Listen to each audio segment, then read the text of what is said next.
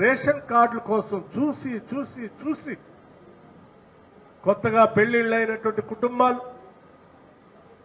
ఆ కార్డు రాకపోతే రావాల్సినటువంటి రేషన్ అందక కార్యాలయాల చుట్టూ తిరిగి అలిసి అలిసి ఒక దశాబ్ద కాలం పాటు ఆగి చివరికి ఒక నిర్ణయానికి వచ్చారు. తిరిగి ఇందిరమ్మ రాజ్యం వస్తే తప్ప మాకు కార్డులు రావని చెప్పి ఆలోచన చేసి తిరిగి ఇందిరమ్మ రాజ్యాన్ని తెచ్చుకున్నారు.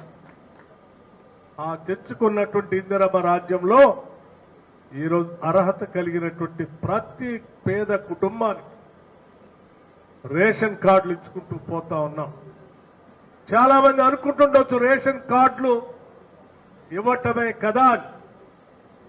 కానీ ఒక్కొక్క రేషన్ కార్డు ఇవ్వటం అంటే ఈరోజు రాష్ట్రంలో 1,15,00,000 కుటుంబాలుంటే 95 లక్షల కుటుంబాలకి ఇవాళ రేషన్ కార్డులు అందిస్తూ 95 లక్షల కుటుంబాలకి సన్నబియ్యం ఇచ్చే కార్యక్రమాన్ని ఈరోజు పెద్ద ఎత్తున మనం ముందు తీసుకొని పోతా ఉన్నాం.